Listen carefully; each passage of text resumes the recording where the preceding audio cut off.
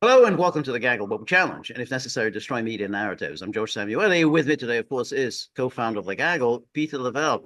So, Peter, Bibi Netanyahu came to visit President Trump, his first visitor since returning to the Oval Office, and Trump pulled a real surprise on the entire world. Um, he had been mooting over recent days the notion of removing people from Gaza and moving them to Egypt in particular and Jordan. And, you know, when it was raised to him that Egypt and Jordan have absolutely flatly said they will not take anyone, he said, oh, they will. You know, I have great persuasive powers. But what he did on Tuesday with Netanyahu, however, went far beyond anything that he had indicated, because he outlined the plan according to yes, all Palestinians will be driven out of Gaza, where and then they can go and make homes, wherever. Egypt, Jordan, throughout the Middle East. He didn't specify. He named a number of possible countries. Um, but the next stage was that the United States would take over Gaza. That he hadn't expressed before. So the United States would take over Gaza, clear out all the rubble, and all the unexploded It could take for munitions, it everything. could take 15 years. At least, yeah, at least 15 years. And in its place, the United States would build a kind of a Riviera on the Mediterranean, a Riviera in the Eastern Mediterranean, a kind of Gaza-Lago. And it's not my invention. That was That's a good one. That's a yeah, good it one. is a good one, but it's not mine.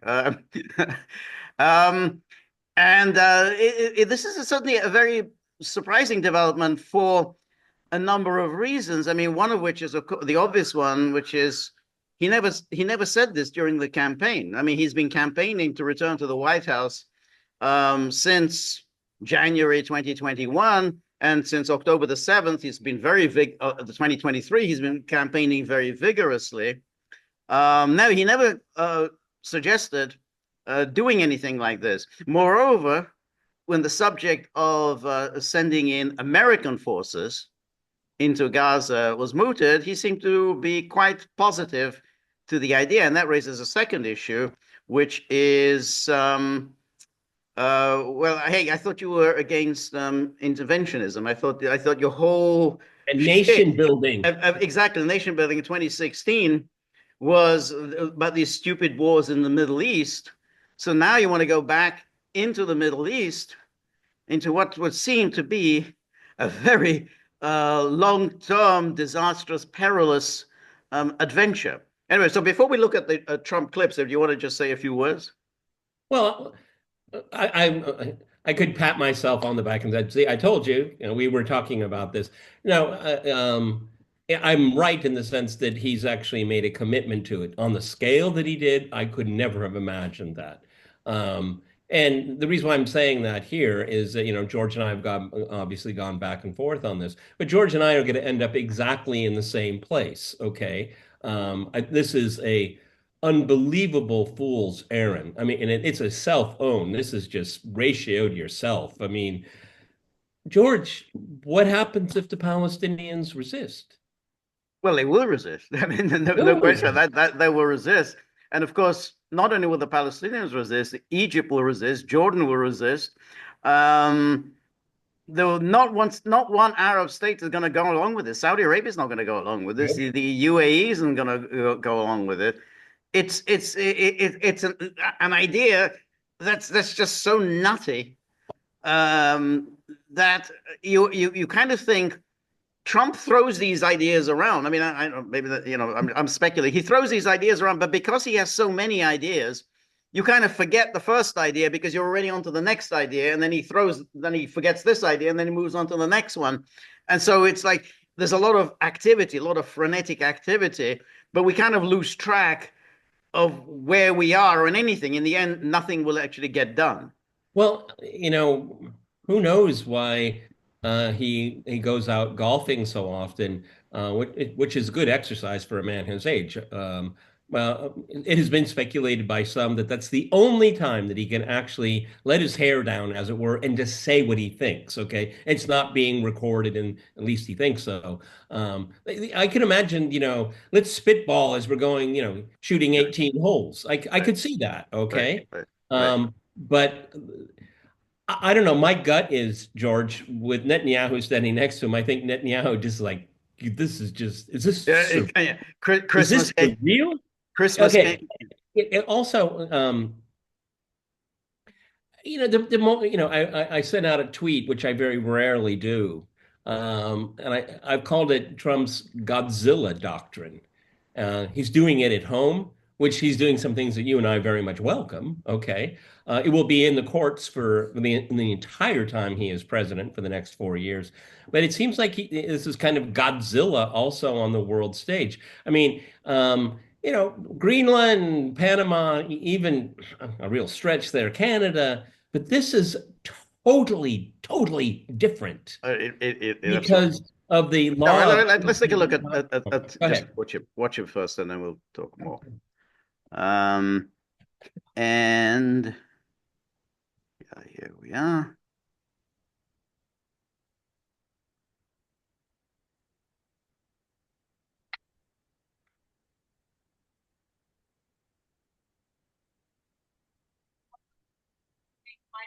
Palestinians from Gaza? Well, I think Jordan and Egypt will, I know they've spoken about it with you and they say they're not going to accept. I say they will. But I think other countries will accept also. I think that Gaza maybe is a demolition site right now. If you look at Gaza, it's all, I mean, there's hardly a building standing, and the ones that are going to And the collapse. guy that did it is sitting next to you. Right now. Exactly. I think we need another location. I think it should be a location that's going to make people happy. You look over the But not Palestinians. It's all death in Gaza. This has been happening for years. It's all death. If we can get a beautiful area to resettle people permanently in nice homes and where they can be happy and not be shot, not be killed, not be knifed to death like what's happening in Gaza. And right now you have in Gaza a very dangerous situation in terms of explosives all over the place, in terms of tunnels that nobody knows who's in the tunnel. The whole thing is a mess.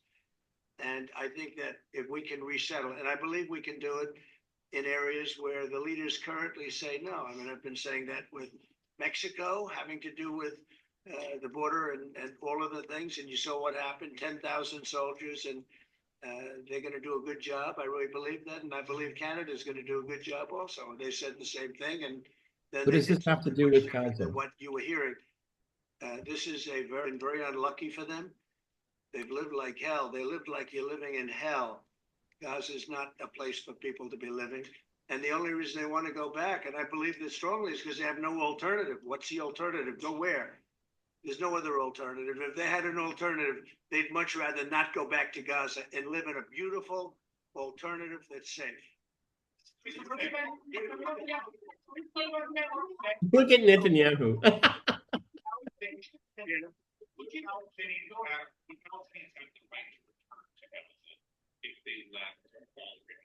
It would be my hope. Why would they want to return? The place has been hell. It's been one of the meanest, toughest places on earth. And right now, I've seen every picture from every act, and nobody can live there. You can't live there. So if we can build them through massive amounts of money supplied by other people, very rich nations, and they're willing to supply it. If we can build something for them in one of the countries, and it could be Jordan, it could be Egypt, it could be other countries, and you could build 4 or 5 or 6 areas. It doesn't have to be one area, but you take certain areas and you build really good quality housing, like a beautiful town, like someplace where they can live and not die. Because Gaza is a guarantee that they're going to end up dying. The same thing's going to happen again. It's happened over and over again, and it's going to happen again as sure as you're standing there, Peter. So I hope that we could do something where they wouldn't want to go back. Who would want to go back? They've experienced nothing. Yeah, but if you're going to build nice places, wouldn't they want to come back? Well, the point is, who would want to? You see, he is being asked specifically, um, well, will they be allowed to go back? And he refuses to answer the question. The question is very specific. Will they be allowed to go back? I said, well, they wouldn't want to go back. And just in the same way, when he's asked, well, what if Egypt and Jordan say no? Well, I don't think they are going to say no. So he refuses to answer the most obvious questions, the most obvious problems with his plan or whatever you call it. So he refuses to differentiate coerced departure and voluntary departure. Okay, maybe some Palestinians will take his money and say, okay, fine, give me some money and I'll go somewhere else. Well, there may be a few, but that's not going to solve your problems because not that many are going to leave. And since if you want it completely denuded of any Palestinians, then they all have to go, not just 20 or 30 of them. He obviously has no understanding of the situation whatsoever at all. But he has the type of temperament he doesn't really care. He's president, okay? So, he feels very much emboldened. Who knows what Netanyahu told him beforehand? Who knows what he said? Okay, but everyone, this is not a new idea. Immediately after October 7th, Blinken and Sullivan were talking about this, and then it just went into the ether. People right. Well, it is a new idea in the sense that none of them had ever proposed what Trump is proposing, which is the American takeover of Gaza. Now, the American takeover of Gaza. Well, that's it. But of course, that raises the next issue, which again Trump didn't really answer. Well, you take it over, you build all this housing there. Does America get to keep it, or does America then hand it back to Israel? Now, I have to assume that eventually America will hand it back to Israel. I can't see how America is just going to hold this beachfront property in the Eastern Mediterranean. The Israelis got rid of the British. Yeah. I mean, if the Americans don't leave, they will be forced to leave. Yeah, that's right. Also, I mean, I wouldn't say I'm an expert on real estate, to say the least, but I don't know whether there's going to be that many excited buyers there. I mean, Eastern Mediterranean, lots of very nice places in the Eastern Mediterranean for tourists, and with lots of historic buildings and resorts and so on. I don't know whether Gaza will be such a huge draw for very wealthy tourists. Well, it's obviously not the case. This is what is being suggested without being said directly is that we know, because there are real estate companies in Israel, and presumably even in the United States, that are already allotting plots of northern Gaza. So Trump is actually proposing at great expense is that the Americans pay for housing for Israeli settlers. No, I think so. That's the only thing that makes sense. That's the obvious thing here. Exactly, because the alternative, we're going to make this into a kind of millionaire's paradise. I'm not at all sure that, millionaires are going to go there. It's not going to be opened up to the Saudis, the Emiratis. Oh, you want to buy, an apartment complex in the Gaza Strip? No, they're not going to be sold it. Okay, no. It'll be sold to Jewish settlers. Right. Well, maybe even given to them, for all we know. Right.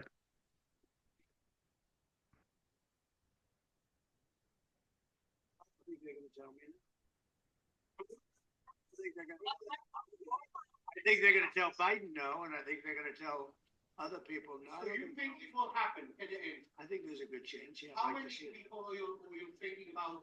All of them. I mean, we're talking about probably 1,000,007 people, 1,000,007, maybe 1,000,008. But I think all of them. I think they'll be resettled in areas where they can live a beautiful life and not be worried about dying every day.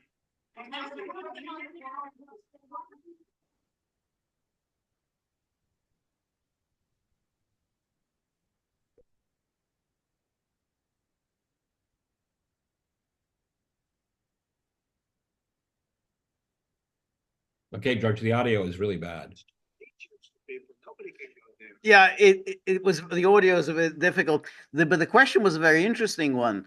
And again, he refused to answer the question. He said, will Jewish settlers be allowed to go to Gaza? He says, okay, you're saying you're going to move out the Palestinians. Well, will Jewish settlers go?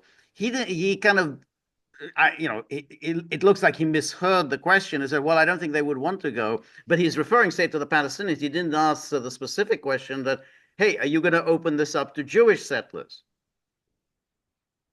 It's too dangerous. Nobody wants to be there. Warriors It doesn't make any sense. don't want to be there.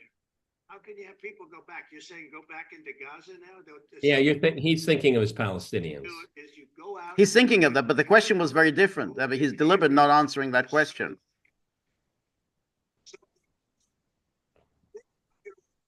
They're not going to want to go back to Gaza. All right. So that's the Well, George, why? Why is he doing this? I can't answer the question. I'm sorry. I can only speculate. I'm asking you the impossible question. It's actually more rhetorical. It's a rhetorical question. I think he likes the idea of thinking out of the box, being bold and imaginative and so on. But he also figures, I think, that people's attention span is very short because by the weekend we'll be on to something else. The latest Trump outrage. There's every day there's a new Trump outrage, and the people will have forgotten this. So then there'll be the Ukraine. There's still the Trump plan for Ukraine. We can expect some nuttiness there as well. And after a while, we sort of forget it. I mean, it's kind of the way he ran his career. He was always coming up with some new idea. Trump vodka, Trump. He suddenly became casinos. Trump steak, exactly. So the Trump air. And you always think no one really follows it. Somebody asks, whatever happened to Trump steak? I mean, did he make any money on Trump steak, or what happened to Trump air? So he just throws these things up in the air. He gets a lot of play with it. But this idea is just completely absurd. I mean, 1.7 million. He says 1.7 million. I mean, does he have any idea what 1,700,000 people involves? I mean, it's mind-boggling. Yeah, I mean, I think it's a combination of a lot of things. I think in one sense, you're absolutely right. It's his, he's the center of attention. I mean, the whole world is talking about what he said on Tuesday. I mean, right. Very rarely does the world get so focused on one thing at the same time. I think considering the people he's surrounded himself with, Mr. President, every single American president has failed to solve this. Yep. And, and he'll say, well, we have to be bold. Somebody give me some ideas, something new out of the box here. Right. Well, why don't we just take over the place? Yeah, well, that's an idea. No one's going to, the Israelis will welcome us. The Palestinians certainly want to escape, so they will leave. I mean, he has this kind of fantasy. And, again, thinking about this morning, Mount Rushmore, Donald Trump brought peace to the Middle East.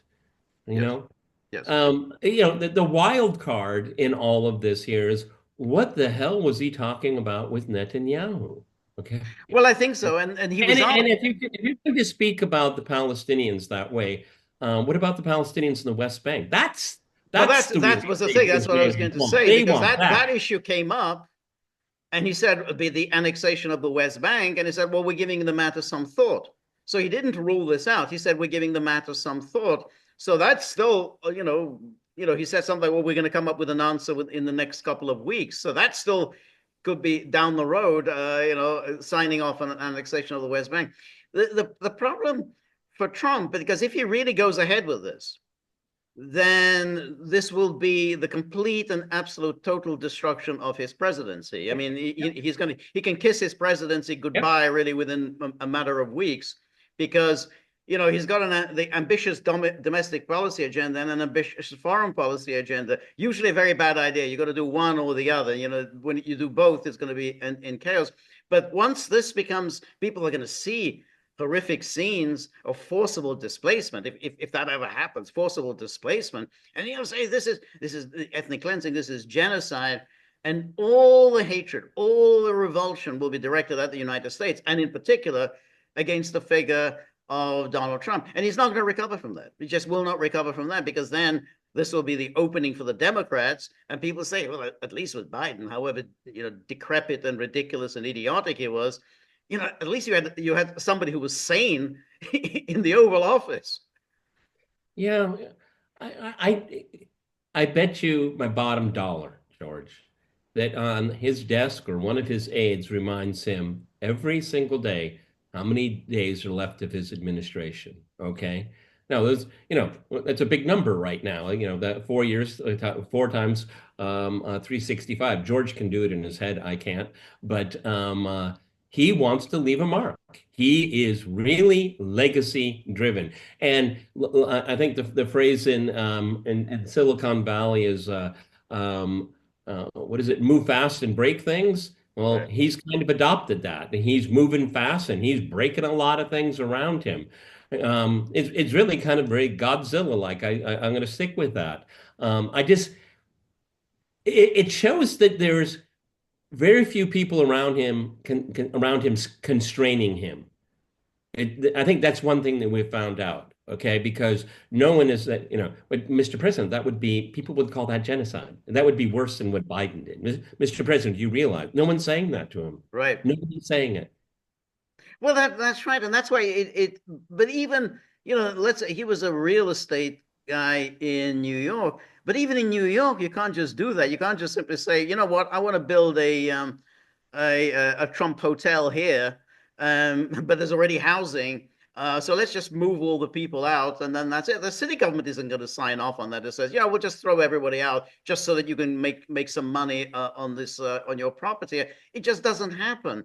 And so, to throw this out there in this demented way, you have to wonder why is he why does he think that this would go down in any way other than a complete and utter disaster? I mean, you've got the Saudis who have already said, No. because Trump suggested at a later news conference, because he went on and on about this at a subsequent, this was the news conference before the meeting with Netanyahu, and then he did another one after the meeting. Presser. That was an official presser. Exactly. And he went into greater length there, and he said, "Oh well, the Saudis are not conditioning their recognition of Israel on whether whether there's a peace in Gaza," and the Saudis have absolutely said, there's not going to be any kind of recognition of Israel unless there's some movement towards a two-state solution. Well, and just to back George up there, I will get the exact time wrong, but it was something like 4:30 in the morning Right. Yeah. That they released this. I mean, they were up all night saying, no, we do not agree. The president and then Netanyahu was just throwing kerosene on fire, saying, the normalization with Saudi Arabia was, I'm paraphrasing here, possible. It'll be, and people will be shocked. Okay, he used the word shocked for sure. Right. That's right. That's right. So let's say, let's let me just see if we can see if we can just see something from his later news conference where he really goes into detail. And what's interesting is he's reading from notes. So in other words, he's not just spitballing. This has all been written out for him. Here we have.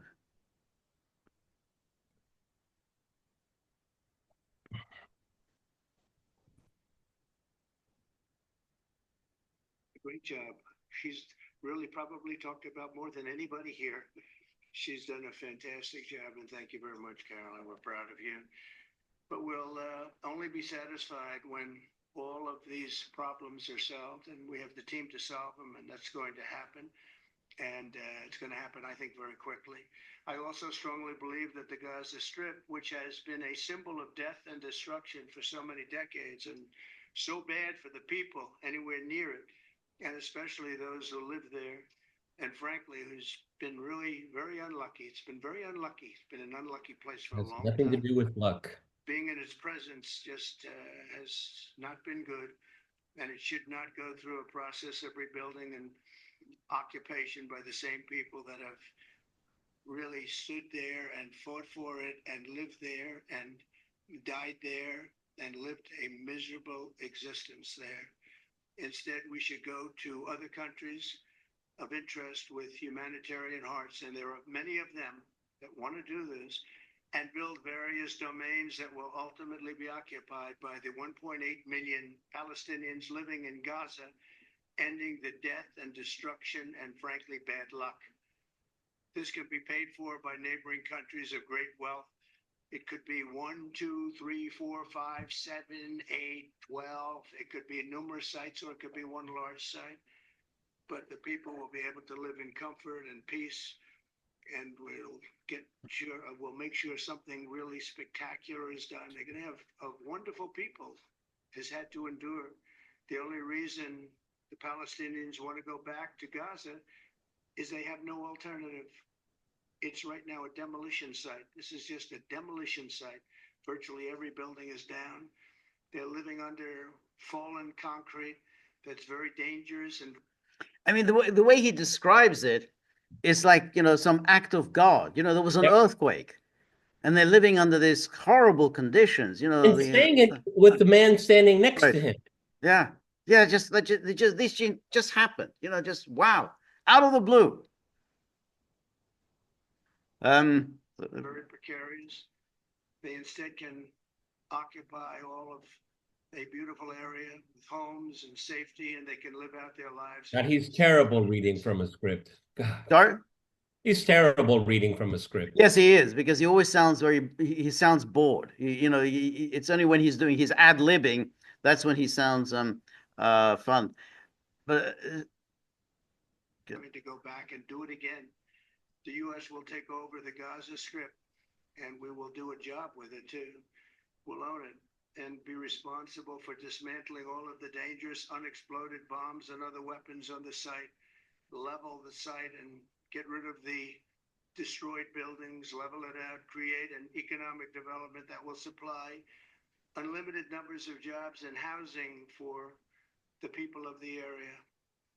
What people? Something different. I'm hopeful that this ceasefire could be. So there it is. That's I think where it talks about the Riviera, the Riviera in the Mediterranean, the Riviera in the Middle East. So the Americans are going to take over Gaza. With where's the money coming from? Is this American taxpayers are going to shell out this money to develop Gaza? It's a big project. I mean, just removing all the rubble, that's quite an expensive project, let alone starting to build this. And again, we go back to the same thing. The Arab states will not take the Palestinians, and they because whenever it's happened, and there've been refugee flows in the past. There was the flow of Palestinian refugees into Jordan following the '67 war. That led to a civil war in Jordan. King Hussein barely survived that. That was, the Americans had to step in to save King Hussein. Then there was the civil war in Lebanon. Exactly, it was triggered by this refugee flow. No one is going to say yes. We'll take them. 1.7 million. It's just insane even thinking about this. George, I can't again. We have Donald Trump thinking like a real estate mogul. But I mean, you and I are not experts in this line of business. But what about the logistics of it? I mean, the Biden administration did that $300 million pier that was just a joke. I mean, it lasted what, 21 days or something? Right. It's a huge project. The money's got to come from somewhere. Right. The Arabs should do it. They should pay for it. They have the money. No, that's a misunderstanding. Certainly they have the money, and under certain circumstances, they might even do it. But not on that scale. Hang on. Giving the Palestinians their own state. Yeah, they might help if it's run by them. But I mean, they're going to say, first of all, because we are Arabs and because we are Muslims, we cannot be involved in the ethnic cleansing of these people. We can't do it. There will be the groundswell of all of these regimes that are quite tenuous as we speak, and they have been for a long time. They will be under threat. George just gave examples of Well, that. that's the thing, but they don't have that kind of money. I mean, yeah, the Saudis have some money, but when we're talking about the scale of the rebuilding, I mean, these are just, nosebleed numbers. I mean, what would be involved just clearing out the rubble. I mean, that before we even get to building houses and gardens and George, resorts and estates and all that, we're talking, trillions of dollars. George, I mean, just removing the rubble that will last the entirety of the Trump presidency. Just Right. removing rubble. Yeah, yeah, exactly. And what about the people? Who's going to pay for their resettlement if they were to be coerced? If they Well, could that's do another, it? exactly. Because you're thinking about, well, 1.7 million. How many, you got to multiply that by, whatever. You're going to get, let's say, give every one of them, say, $50,000. You do the numbers. That's already going to be quite a large sum as well. And they have to be housed somewhere. You got to, somebody's got to have to build housing, townships, and everything just to house them. I mean, this was, this is a fantastical project. I can only think that Trump just thinks that within a few weeks we're all going to forget about this and we're going to be talking about something else. And with Trump, we're bound to be talking about something else. And so because so we're always on to the next thing. We were talking about what DEI, Trump and DEI. What it seems ages ago, like 5 days ago, we were talking about that. USAID. Yeah, then we're talking about USAID. Then we've got the whole thing about Elon Musk and getting into the Treasury and so on. So there's always some new thing to be outraged about with Trump. But I did think it was interesting, the dynamics of the meeting. Netanyahu seemed to be the commanding presence in the room. I mean, Trump is always usually the commanding presence. Right. But here was Netanyahu was sort of sitting front and center. Exactly. It was very erect. He was sitting at the edge of his chair, which meant that he kind of overshadowed Trump. And Trump was kind of talking, sotto voce, kind of very, very quietly. And Netanyahu was just sort of smirking. Well, I would even delight. I would go even as far as saying he was explaining himself. So when you're explaining, you're losing, because he didn't like those questions. And when he said Peter, that's Peter Doocy. Ducey from that's friendly fire. That's right. That's a friendly reporter, and he didn't take well to a friendly question. Right, right.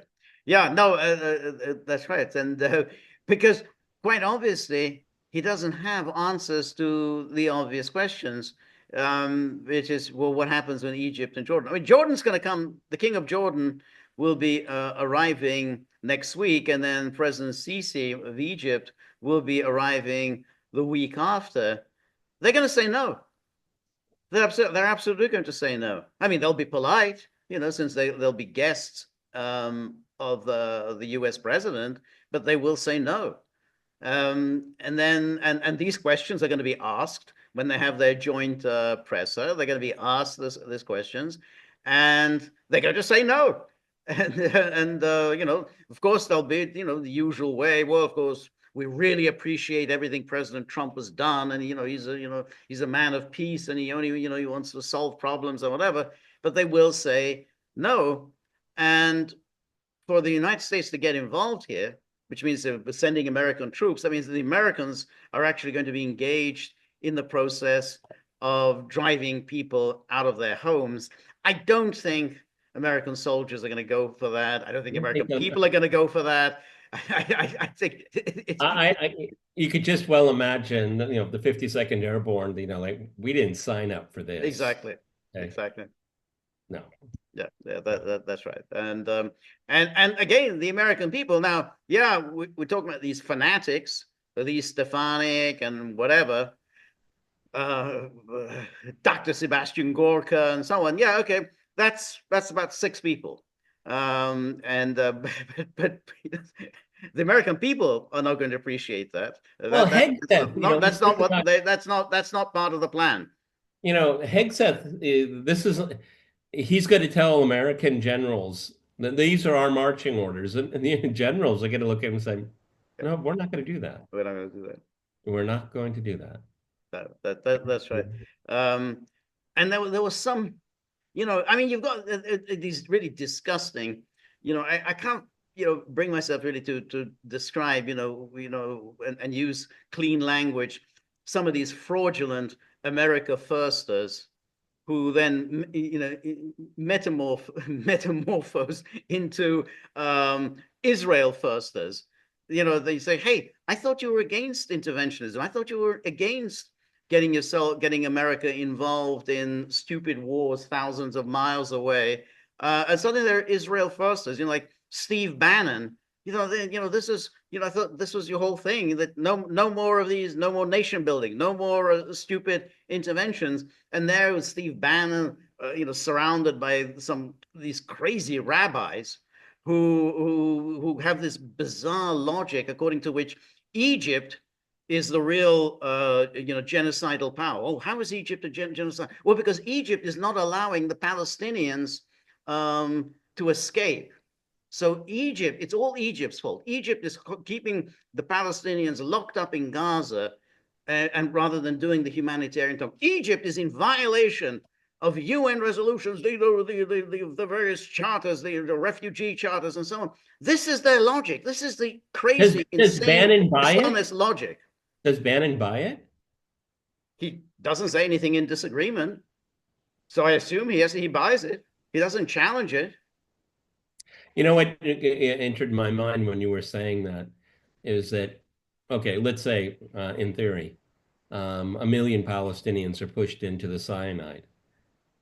Well, that would be a reason for Israel to fight them there and to take the land there. No, I mean, from the river to sea, that's the Euphrates, and it's the Nile, everyone. That's what that phrase means. Right. Okay. That's what the greater Israel is. But that's what you just said is a very, very good point, because of course, let's say they go to the Nile. I mean, not to the Nile, to the Sinai. Well, that doesn't solve Israel's problems, because of course, the moment they're in Sinai, they immediately start organizing to continue their fight against Israel. I mean, that's the first thing they're going to do, right? Let's start, forming arms, platoons, training, and then Israel is going to have to start bombing the Sinai on a regular basis. I mean, Israel's problems weren't resolved when the Palestinians moved into Lebanon. On the contrary, Israel went ahead and invaded Lebanon, and said, "Oh, we got to get the PLO out. We got to get the PLO out." Well, eventually they got the PLO out of Lebanon. That still didn't solve your problems. That was in 1982. That was more than 40 years ago. Still didn't solve your Palestinian problem. So you can push the Palestinians here or there. Still doesn't solve your problem. Looking at the optics of Netanyahu sitting next to Trump, I mean, it's truly extraordinary for anyone that has any attachment to the MAGA movement. So the president of the United States is doing this guy here. We're going to pay for everything. We're going to put American soldiers at risk. Okay, the international emporium that the Trump administration will be off the scale. And what is the guy sitting next to him? What does he do? What is his contribution? What do you bring to the table? Right. Nothing. That's why you got the smirk. I mean, Netanyahu, I was looking at the press. It's like, can you believe my good luck? Can you believe it? Yes. Yeah, that's right. So America undertakes all the risks. America foots the bill, and then what's the eventual plan? The eventual plan is you're going to hand it all over to Israel. So American taxpayers will have paid for this, paid for all this development, and risk their lives. Got all the international opprobrium, hated throughout the world. And then Israel says, well, thank you very much. Really appreciate your doing this for us. We are going to raise rent, the rent that is going to be paid to us. So you're not going to earn any money from rent. So bye-bye. And you're supposed to be in America first then? Well, another thing that interests my mind, that's why I like talking to George, because I come up with original ideas. Is this keeping an eye on one grift ending and another one starting? I'm thinking of maybe Ukraine. Okay. I mean, it seems to go in succession. Afghanistan, Ukraine. Now we're going to have this one here. George, I have to be honest with you. This is the most harebrained idea in my life, in my adult life. I'll tell everybody a quick story. Last night around 4 o'clock in the morning, a car backfired out next to my building and it woke up the dogs and barking, what's going on. And I keep my iPhone next to me, my bedstand, and I wanted to see what time it was. And I had a news alert. Trump owns Gaza.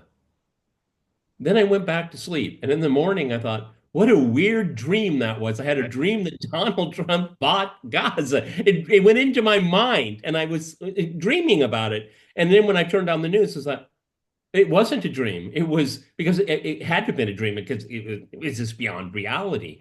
George, you said it already, and we've mentioned it in the early days of his administration. This will end his administration in its tracks. It will indeed, because it's one thing to say, oh, well, this worked with El Salvador. Yeah, it worked with El Salvador. It worked with Panama. Yeah, it works with Panama. It'll work with Colombia. These are all small states. They're in your neighborhood. You can always, raise your fist and they're going to back down. I mean, there's nothing new about that. America's always been able to do. You always have vassals in each one of these states. Right, exactly. You can't then, transpose this to a wholly different circumstances, and that's why it's this idea is so strange. The other thing is this: Trump ran on a certain platform, but what he's doing now isn't on anything that he promised. And that, I think, is going to become a problem for him because, yes, people like a kind of an energetic president, he's always doing something, his ideas and so on, rather than a president who's just fast asleep.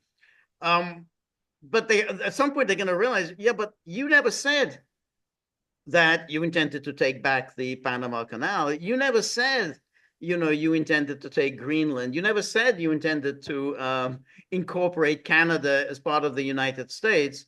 And you definitely didn't say that, your solution to the crisis in the Middle East was A, taking over Gaza, and B, maybe signing off on Israel annexing the West Bank. You never said any of that. Basically throughout the campaign, all he said, but to be honest, he repeated that, hey, it wouldn't have happened. October the 7th wouldn't have happened had I been president, which again is a hypothetical, and there's no point in repeating it because it is hypothetical. But he never said that what his plan was. And when he starts articulating these things, and particularly if they have bad consequences, then the public are going to take it out on him. At the moment, he's still enjoying a kind of a honeymoon period. That doesn't last for very long. People can turn on him very quickly and tire of him very quickly. Well, also, again, looking at the optics of it, I mean, everyone can draw their own conclusions. But given what George just said, whose idea is this really? Good. Right. I mean, because look, we all know Trump. We know how he can go from subject to subject within the same paragraph. It can be scattered, okay? But he didn't look like he was up on his game on this one. I mean, my impression was it wasn't his idea. If it had been his idea, he wouldn't have needed notes. Right. He would have just been able to rattle it off. Why Mexico is going to pay for the wall, okay? these kind of things. The tariffs, it's going to work this way, this way, and this way. He didn't do that. It was very badly scripted Yep. and halting. Right. It, No, it, I think that's it, a very it, good question. Yeah. it didn't seem like it was him. It's a very good question. Whose idea was this? It's hard to know because it's hard to know with Trump. Trump doesn't really listen to people. I mean, he basically is his own man. He's the CEO. He's not someone in the business of listening and taking advice from people. He always thinks he knows better than anyone. So it's a very good question. Was it Hexet? Was it Mike Waltz? Or was Maybe it Netanyahu? may have been Bibi. I don't know. Um, but yeah, it was strange, and particularly strange as he's never said any of this. I mean, so you suddenly, I mean, we praised him in the past when he said, okay, well, that he promised that in the campaign is now fulfilling his agenda. That's kind of the way democracy is supposed to work. Elections have consequences.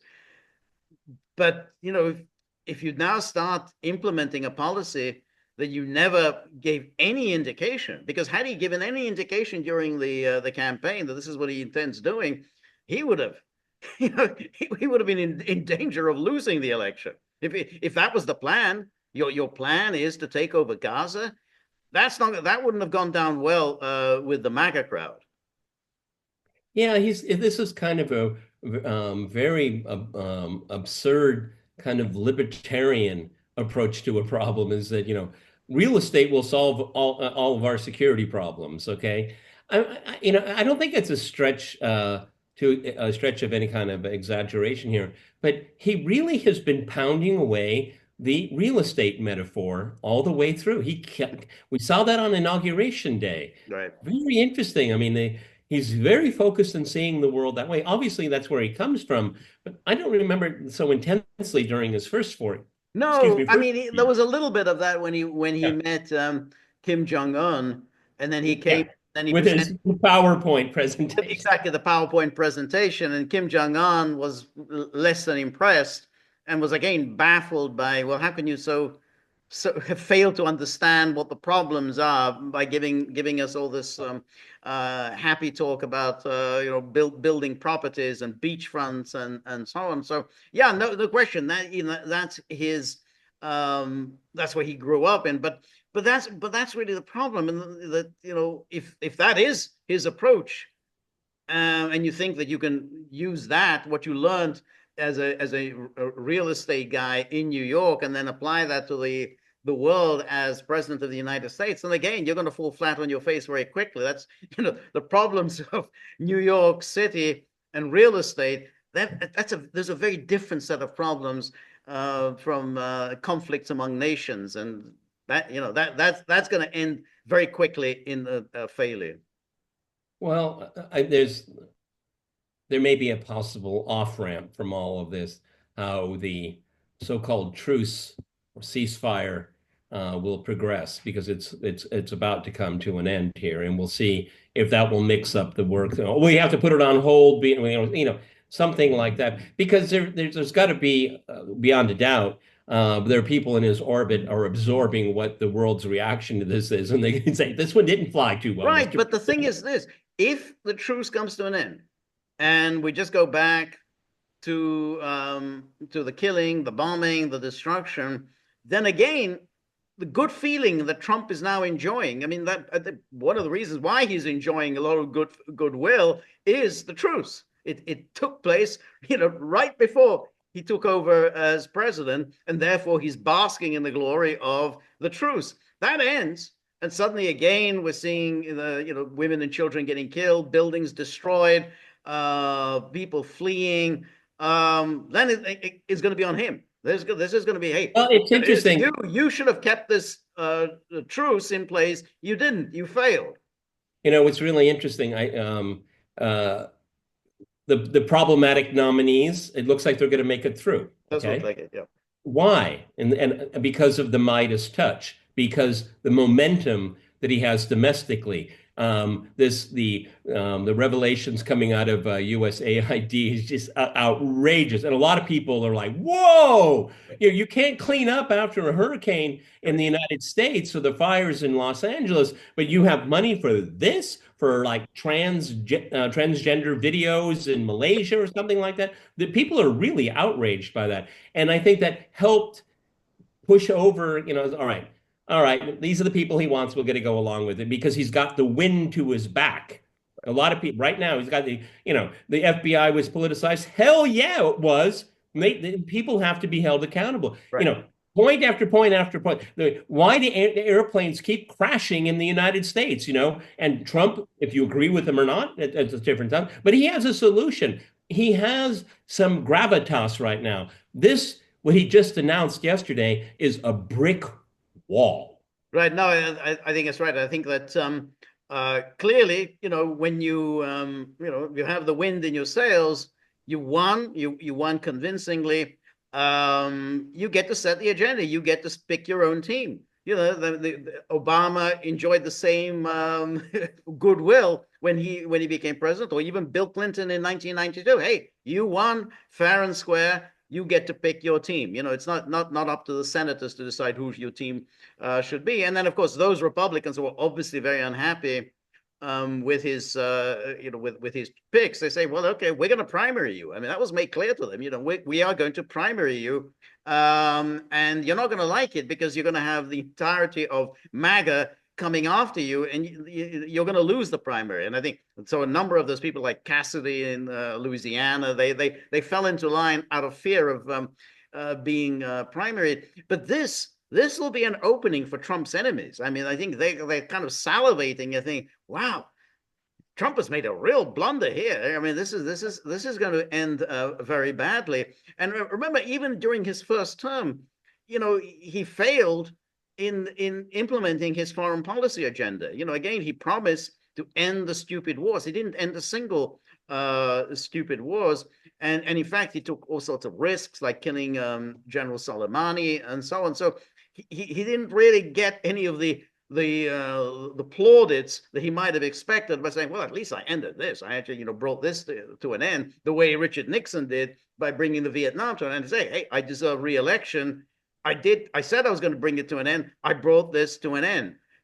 Trump wasn't able to do that. And I think that's another one of the reasons why I think he had difficulties winning re-election. I'll have to end on this last point here. Hang on. What's really interesting is that from what we heard from his advisors, this is up to a 15-year project that goes beyond election cycles. Yeah. Is Trump going to lock in future administrations into this policy? See, did anybody think this out? Okay. Anyway, there's no way you can lock in anyone. I mean, yeah, I know. That's right.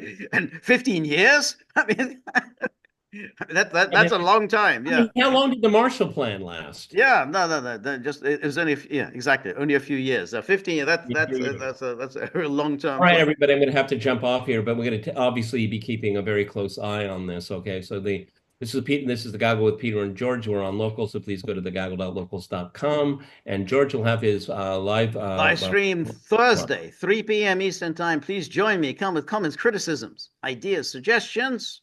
And then think about these savage hounds, and they're really, I mean, you can see how angry they are. They keep looking at the tip jar, and their rage is boiling over. And, with these dogs, when their rage boils over, this is like, the African plains with these wild dogs. So if you have a few bob in your pocket, whip them out, dunk them into the tip jar. We're very grateful for all of your help, friendship, and support. The more you're able to donate, the more of these videos we can make, the more we can improve the technology. And above all, we want, gentle dogs returning once again. So remember, if you like the Gaggle, please like, share, and subscribe. See you soon. Bye-bye.